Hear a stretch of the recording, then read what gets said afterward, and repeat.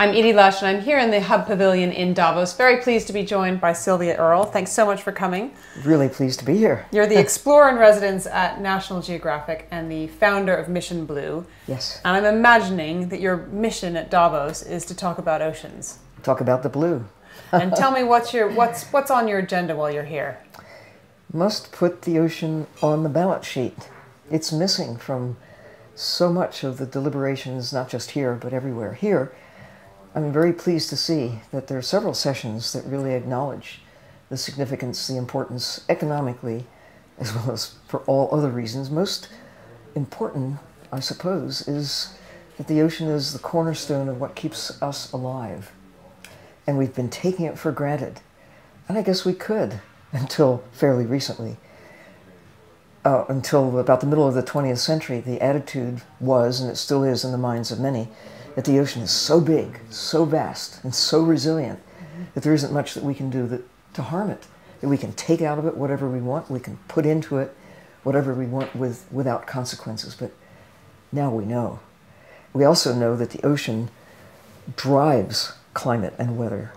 And all the climate deliberations, all the carbon discussions, where's the ocean? It's almost a footnote. It should be the headline because it's the dominant feature that maintains the character of Earth. If you think the ocean doesn't matter, imagine Earth without one. Imagine no life. Imagine no us. Imagine Mars.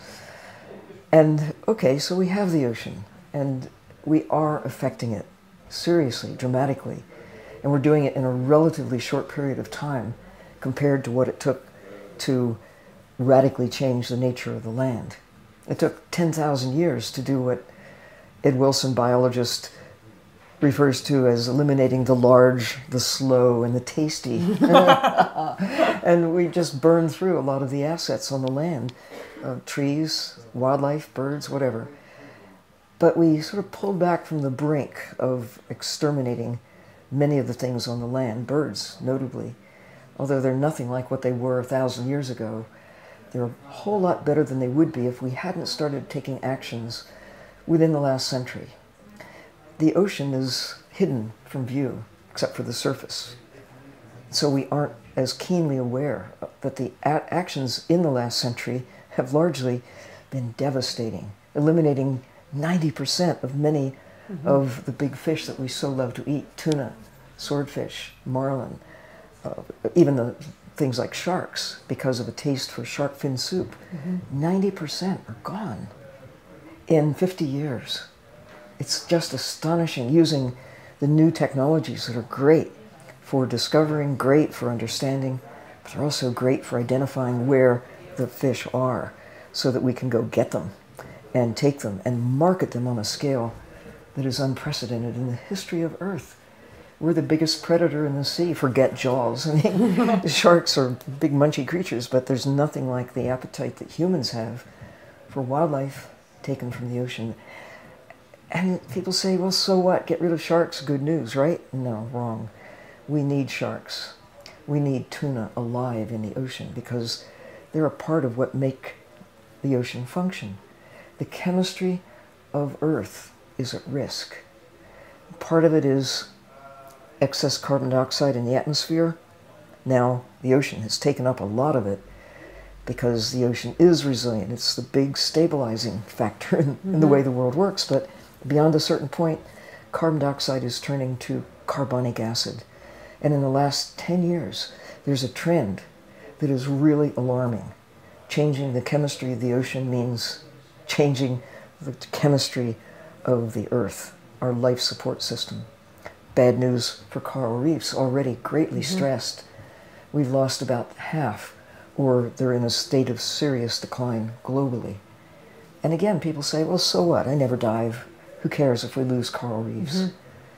Well, we should care, because there's enormous diversity of life there. It's like losing rainforests. Why should we care if they're gone?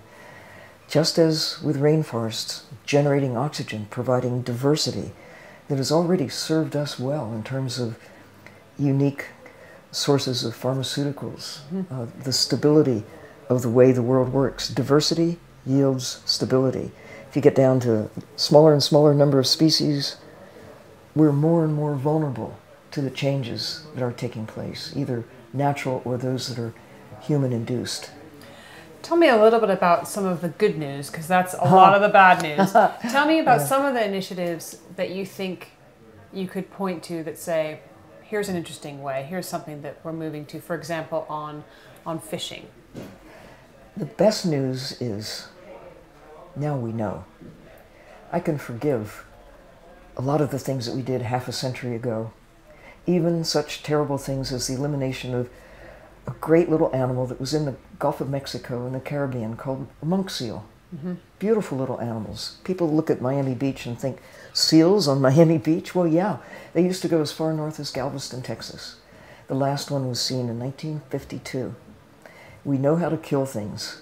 The real question is, can we make Earth prosper and understand that everything we care about is dependent on nature? Earth is basically the World Bank, the real World Bank. And now we know what we didn't know, that the ocean is alive from the surface to the greatest depths, that the ocean drives climate and weather, that the ocean is critical for every breath you take, that something on the order of 70% of the oxygen in the atmosphere is replenished, regenerated from the ocean, and it happens every day. It's not just something that is there and that's it. The ocean keeps, just as trees and grass and other green things on the land, the ocean is where the real action is, grabbing carbon, generating oxygen. Now we know this. You can't solve a problem if you don't know you've got one. And so policies are beginning to come into place, addressing the overfishing, addressing what we're putting into the atmosphere, that it has this downside for acidification, not just sea level rise, global warming, and these other dire consequences. I think one of the best pieces of news is, and it starts with knowing, you can't care if you don't know. And the knowing is anchored in this great new network of being able to communicate. You can hold the world in your hands. And Google Earth, and now the ocean in Google Earth, enables you to see the world is mostly blue. Any little kid, any CEO, any mom, any dad, anybody can get it. And you can make the connections. We're now beginning to connect the dots and see patterns, see where fish are exploited, see where coral reefs are dying, look at dead zones all over the world, and take action, because now we know. We didn't know this, couldn't know this half a century ago, or even 10 years ago. We now can be, every individual can be part of the alert system that there's a problem. Let's tell the world. Protected areas are beginning to be designated. The UK in 2011 designated 500,000 square kilometers of ocean around the Chagos archipelago in the Indian Ocean, where even the fish are safe. Now, the bad news is that more than 99% of the ocean is not safe for fish. It's open for fishing. And yes, there's some guidelines and rules and regulations, but we're still using long lines that are literally 50, 60, 70 kilometers long with baited hooks every few feet. The bait alone, squid and fish that are not as desirable for market are used for bait, but they could feed a small country. And you think of the thousands of miles of long lines that are out there to catch wildlife. We don't think of fish the way we do other wildlife. We think of fish as just commodities. We talk about harvesting the sea.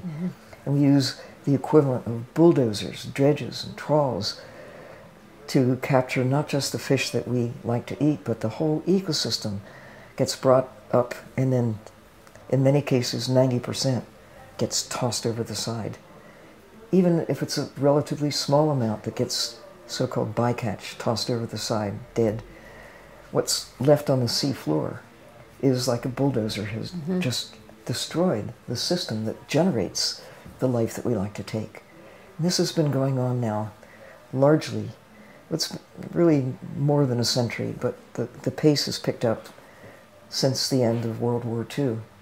We now can find where the fish are, target them, and take whatever's there, the whole thing. So it's no wonder we're down to 10% of the tunas, the swordfish, the sharks, the cod, and even small fish like herring are at, I mean, they reproduce well, but they also have a lot of natural predation. They're a cornerstone species for a lot of things other than humans that like to eat herring and capelin and these other small fish. Birds, marine mammals, bigger fish, absolutely rely on these. They have no choices. Humans have lots of choices. We don't have to eat wild fish. Coastal communities making a living with their families, feeding their communities, that's one thing. That could be sustainable. But the markets now are global. So what's taken off the coast of Africa, largely by the European Union now, rather than the local communities, gets shipped not just to Europe, but wherever there's a market for it. Tuna caught in the North Atlantic arrived the next day at the Tokyo fish market, overnight, with a big carbon footprint, by the way, because, you know, the fuel to get from a local place to the other side of the planet. And one of the most ironic things is nations going down to Antarctica. That's not exactly feeding local communities or families.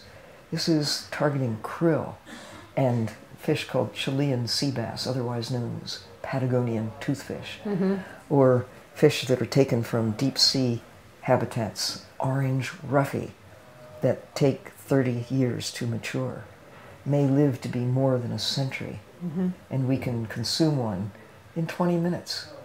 Where's the sense in this? Where's the economy in taking a fish that takes 50 or 100 years to grow, and you can eliminate it in a few minutes on your plate? It's not sustainable.